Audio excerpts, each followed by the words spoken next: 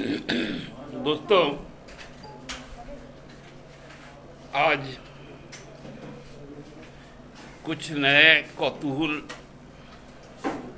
जो बाबूलाल जी के मन में है। बाबूलाल जी ने कल बहुत स्पष्ट रूप से कहा कि जो 3 लोग पकड़े गए उसमें एक दिहाड़ी मजदूर है जिसकी कमाई 300 रुपये प्रतिदिन है। दूसरा एक फल विक्रेता है जिसकी कमाई महीने में मार काट कर 10,000 रुपये।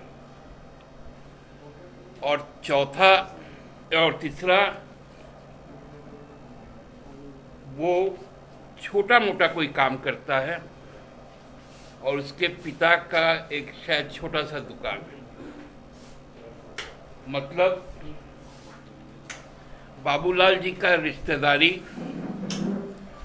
बाबूलाल जी का लोगों के परिवार के साथ में संबंध पूरी तरह से वो सबकी कमाई जानते हैं। इसलिए उन्होंने कहा कि बिना शर्त तीनों को रिहा कर दिया जाए। बाबूलाल जी को कहाँ से मालूम चल गया? उनका पारिवारिक पृष्ठभूमि, बाबूलाल जी से उनकी जो नज़दीकियाँ हैं उनको उन्होंने स्वीकार की है। लेकिन जो मीडिया में जो खबरें आ रही हैं कि ये बात सत्य नहीं है। लोगों का कई राजनीतिक व्यक्तित्व के साथ में अंतरंग संबंध है। सोशल प्लेटफॉर्म पर उनकी तस्वीरें हैं। उनका जो ड्रेस कोड है वो कहीं से भी नहीं लगता कि बाबूलाल जी के, चूँकि बहुत नज़दीकी लोग हैं तो उतना माली हालत उनकी भी खासा नहीं है, क्योंकि बाबूलाल जी भी अच्छा कपड़ा लत्ता पहनते हैं और अपने जानने वालों को भी कपड़ा लत्ता लेते हैं। उन्होंने बहुत स्पष्ट शब्दों में कहा कि ये महाराष्ट्र मॉडल है, क्योंकि उन्हें मालूम था कि भारतीय जनता पार्टी का महाराष्ट्र के साथ में जो रिश्ता है और वहाँ जो संपन्नता है भारतीय जनता पार्टी का, वही लोग इस तरह से खेला बेला कर सकते हैं। और जो सूचना ये भी आई कि सारे लोगों का संबंध मुंबई के लोगों के साथ था। उसमें भाजपा के भी कोई पूर्व मंत्री हैं, कोई पूर्व विधायक है, नेतागण हैं, व्यवसायी हैं। ये सारी बातें आ गई। खैर, बाबूलाल जी का निकटता उन लोगों के साथ में ये कोई छुपा हुआ चीज नहीं है जिसका उन्होंने कल स्वीकार किया। लेकिन सबसे आपत्ति हम लोगों को जिस बात पर कि कल इस राज्य का प्रथम मुख्यमंत्री पुलिस को अपने गन शॉट पर लेता है और सीधा धमकी देते हैं कि आप अपने अनुसंधान को बंद कीजिए, अपने विवेचना को बंद कीजिए, नहीं तो आप पर रिटायरमेंट के बाद भी हम मुकदमा चलाएंगे। ये एक ऐसा अजीब इत्तेफाक है कि पूर्व में देश के मंत्री रहे, इस राज्य के मुख्यमंत्री रहे लोग यदि पुलिस को धमकाने का काम करेंगे यदि पुलिसिया जांच पर उनको धमकी देंगे, उनके ऊपर में बंदूक तानने का काम करेंगे, तो आम लोग कहां जाएंगे? यदि पुलिस ही दबाव में आ जाएगी, ये बहुत गंभीर सवाल है और ये एक संवैधानिक सवाल भी है। इस राज्य में माननीय राज्यपाल महोदय भी है, उनके पास भी अखबारें जाती है, इलेक्ट्रॉनिक मीडिया को वो भी देखते हैं। मेरा उनसे विनम्र आग्रह है कि उस पर उनको स्वतः संज्ञान लेना चाहिए। और जो व्यक्ति यह दावा करता है कि मैं भारतीय जनता पार्टी का विधायक दल का नेता हूं, भले वो व्यक्ति 2019 में झूठ बोलकर चुनाव जीतकर आया भाजपा के खिलाफ, लेकिन आज यदि दावा करता है तो माननीय राज्यपाल के पास में यह अधिकार है कि माननीय राज्यपाल उनकी सदस्यता से उनको बर्खास्त करें। ये संभव नहीं है कि संघीय ढांचा में रहकर जो विधायी शक्ति जिनके पास निहित है, वो कार्यपालिका और न्यायपालिका को अलोकतांत्रिक और असंवैधानिक तरीके से उंगली दिखाए। ये कौन सा नाटक है उनका? उनका एक सांसद है, उनका ट्वीट आता है जाति के नाम पर और धर्म के नाम पर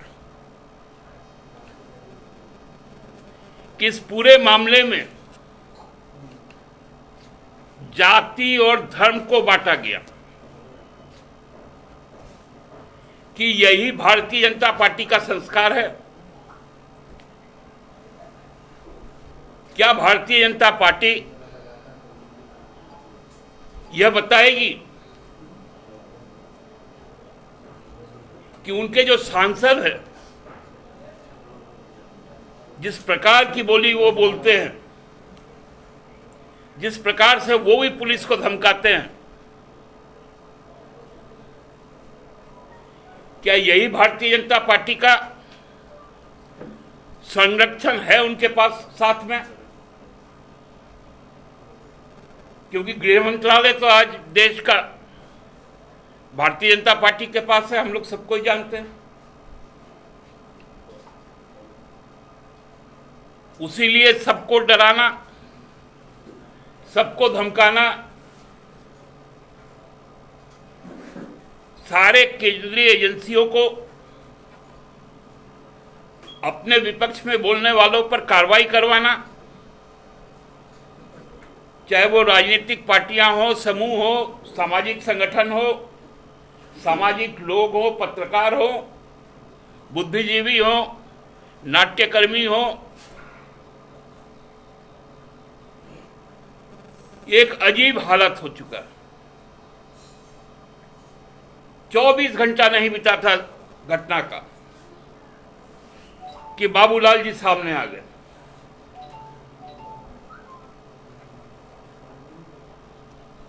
बाबूलाल जी पुलिस को यदि सहयोग करते कि मुझे मालूम है महाराष्ट्र से कौन कौन लोग आए हैं, क्योंकि उन्होंने महाराष्ट्र मॉडल की बात की थी, तो पुलिस को इससे पहले भी ज्यादा सहूलियत होता, क्योंकि लग रहा है कि पूरा जो पटकथा है उसको बाबूलाल जी ने ही लिखा। उनके सबसे वरिष्ठ विधायक बोलते हैं हम लोग यदि विधायक खरीदेंगे तो पकड़े थोड़ी जाएंगे। कितना कॉन्फिडेंस है उसमें? हम लोग तो इस सब में पारंगत लोग हैं। बाबूलाल जी भी उसी बात को कहते हैं। आप जांच के पहले किस प्रकार उनको सर्टिफिकेट दे सकते हैं? और जो भी कानून के शिकंजे में आए, उनके पास तो पूरा न्यायिक अधिकार है कि वो निचली अदालत से सर्वोच्च अदालत तक जा सकते हैं। बाबूलाल जी को तो उस पर उनको सहयोग करना चाहिए। उनके तरफ से इन जैसे लोगों के लिए वकील ठीक कर देना चाहिए बाबूलाल जी को। एक सवाल कल उन्होंने उठाया कि इस कांड का खुलासा राज्य के डीजीपी को करना चाहिए था, नहीं तो एडीजी स्पेशल ब्रांच को कहना था। देखिए कितना स्पेसिफिक बात बता रहे हैं। नहीं तो रांची पुलिस को करना चाहिए था। कोई पार्टी क्यों करती है? क्या राजनीतिक घटनाक्रम पर टिप्पणी करने का अधिकार पुलिस को है? राजनीतिक षड्यंत्र और राजनीतिक घटनाक्रम पर एकमात्र प्रतिक्रिया यदि कोई देता है तो वो राजनीतिक दल ही देता है। क्या बचकानी बात करते हैं आप? आपको कह के रखा है देवेंद्र फडणवीस की तरह सुबह 4 बजे आपको मुख्यमंत्री पद की शपथ दिलवा देंगे। रोज का रोज 3:30 बजे उठ के बेचारे तैयार होकर बैठ जाते हैं, कपड़ा लत्ता पहन के पूरा, कि 4 बजे ढुकना है और 4:15 बजे निकलना है मुख्यमंत्री का एक तख्ती लगाकर।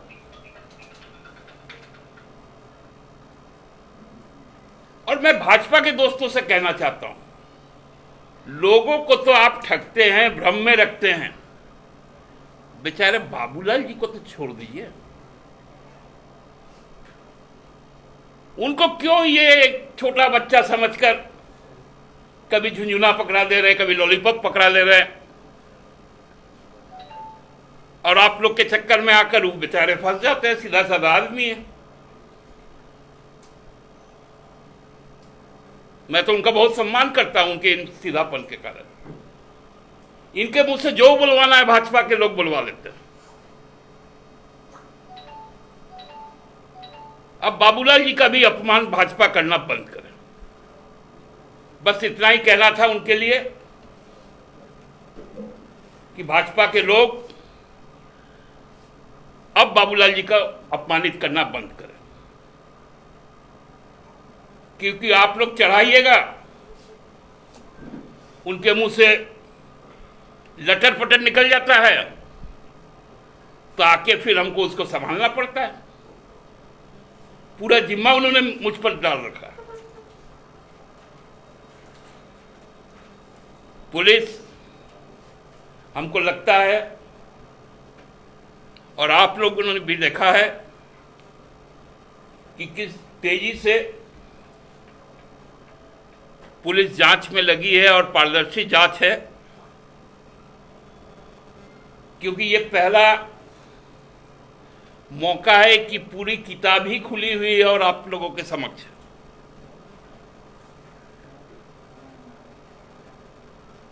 तो मैं समझता हूं कि चूंकि झारखंड में इस तरह का खेल संभव नहीं है मध्य प्रदेश की तरह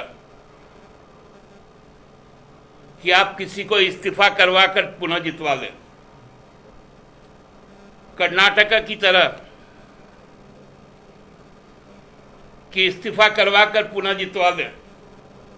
क्योंकि मैं अपने 81 विधायकों को जानता हूं। मुझे मालूम है कौन कौन विधायक अपने पार्टी का सिंबल छोड़ के दोबारा व्यक्तिगत तौर पर जीत सकता हो दूसरे सिंबल पर। मेरा भी 33 साल का राजनीतिक जीवन इस माटी के साथ जुड़ा हुआ, और मैं 81 विधायक को व्यक्तिगत तौर पर, उनकी लोकप्रियता को, उनके क्षेत्रों में जानता था। इसलिए ऐसा कोई काम यहां नहीं होगा। भाजपा इस तरह से अचल अवस्था का निर्माण ना करे तो ही बेहतर है। आज इतना ही कहना था। कोई यदि प्रश्न आपके हैं तो वो आमंत्रित। सुप्रियोदा, रांची पुलिस एक मोबाइल चोर को कोई पकड़ती है तो प्रेस कॉन्फ्रेंस करती है। जब आप बता रहे हैं कि इतना बड़ा मामला है तो अभी तक क्यों नहीं प्रेस कॉन्फ्रेंस किया गया? देखिए, मोबाइल चोरी और राजनीतिक चोरी दोनों में अंतर है। ये एक राजनीतिक चोरी है। राजनीतिक चोरी में अभी तक पूरे देश में यह देखा गया है कि पुलिस पारदर्शी ढंग से काम करती है और कोई आक्षेप ना लगे उस पर वो जरूरी एहतियात बरतती है। हमको लगता है कि ये भी उसी श्रेणी में आता है। और जब पूरे कांड का अनुसंधान के पश्चात चीजें सामने आ जाएंगी तब हमको लगता है कि आधिकारिक तौर पर सारी बातें सामने आ जाएंगी। तब फिर, क्योंकि अभी तो ये पॉलिटिकल ऑफेंस है, लेकिन जो धाराएं हैं वो क्रिमिनल ऑफेंसेस की। दादा, कांग्रेस के कई विधायक कह रहे हैं कि ये सारा कुछ 12वें मंत्री को लेकर हो रहा है, कोई शराब का जिक्र कर रहा है, अलग अलग तरह के बयान। शराब मतलब? इरफान अंसारी बयान ये है कि शराब से जुड़ा एक मामला है, शराब के ठेका से जुड़ा हुआ। कोई कह रहा है कि 12वें मंत्री को लेकर ये सारा कुछ रचा जा रहा है कि उस पर दबाव न बने। देखिए, ये मुख्यमंत्री का विशेषाधिकार है कि वो 12वां मंत्री बनाए या 11 का फुटबॉल टीम लेके खेले। तो ये कैप्टन पे छोड़ दीजिए ना। इसमें कोई इंजर्ड हो जाएगा तो ठीक है, उसका रिप्लेसमेंट हो जाएगा। दादा, इसमें ये जो रांची पुलिस ने जो अभी तक जो पुलिस थ्योरी जो आई है बाहर, उसमें ये है कि कुछ लोग अस्थिर कर रहे थे सरकार को, कुछ विधायकों को खरीदने की कोशिश हो रही थी। तो जो खरीदने की कोशिश कर रहे थे उन पे तो 3 लोग गिरफ्तार भी हो गए। तो जो बिक रहे थे उन पे भी होना चाहिए क्या कार्रवाई? देखिए, अनुसंधान के क्रम में जो जरूरतें होंगी निश्चित तौर पे पुलिस वही काम करेगी। मैं पुलिस के उनके जो सर्विस कोर्स है उस पर हम कोई टीका टिप्पणी नहीं करना चाहते। दादा, एक चीज होती है, जेलों की विधायकों को लेकर भी है क्या, उनको इंटैक्ट रखने को लेकर? हम लोगों का हर विधायक क्षेत्र से जुड़ा हुआ है और पार्टी से जुड़ा हुआ है, इसलिए सब पार्टी में इंटैक्ट है।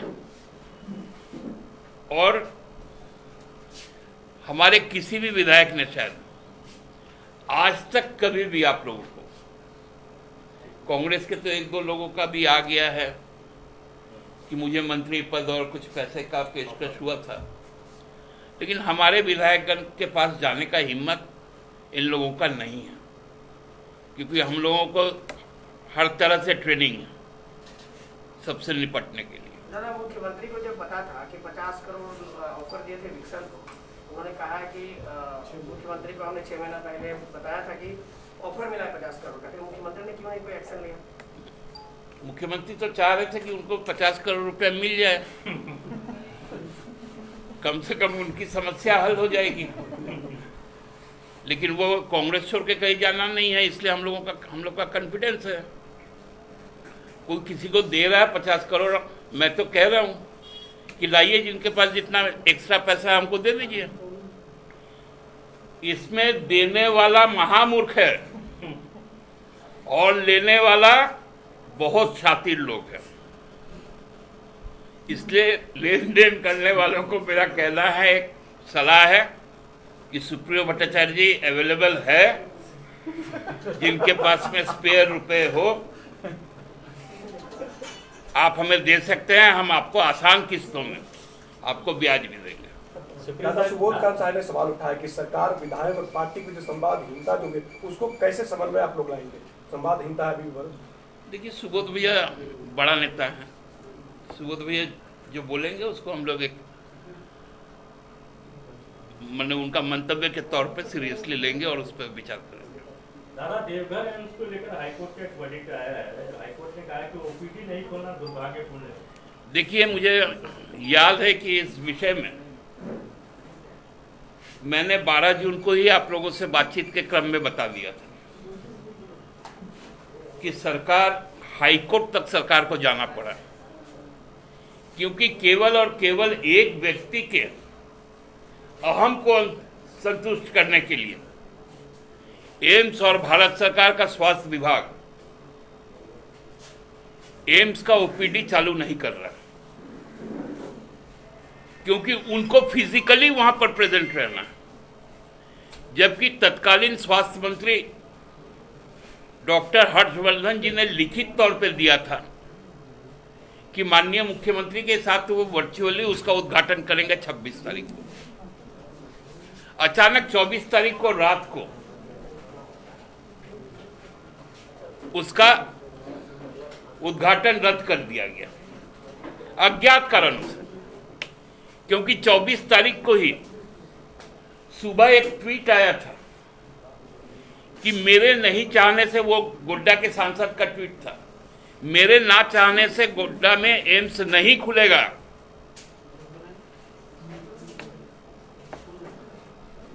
और यही चीज बाबूलाल जी ने भी कहा था अपने प्रेस कॉन्फ्रेंस में, चिट्ठी लिखकर मुख्यमंत्री को। आज हाईकोर्ट में हम लोगों को जाना पड़ा और हाईकोर्ट को आज नोटिस देना पड़ा। इससे शर्मनाक स्थिति भारत सरकार के स्वास्थ्य मंत्रालय की और कोई नहीं हो सकती। अच्छा दादा, अभी तक जो बातें निकलकर सामने आई है उसके अनुसार कांग्रेस के 11 विधायकों से बातचीत चल रही थी। उसके अलावा सिर्फ बचते हैं 5 विधायक, जिसमें 4 मंत्री हैं और एक बेरमो विधायक है। तो सरकार में शामिल ही लोग ठीक है और उसके बाद सभी जा रहे थे बीजेपी में, ऐसी बात। देखिए, मुझे नहीं लगता है कि 11 लोग कौन हैं। उसमें एक लोग तो सामने आए हैं केवल कि उनसे संपर्क हुआ, बाकी 10 लोगों के बारे में मुझे भी नहीं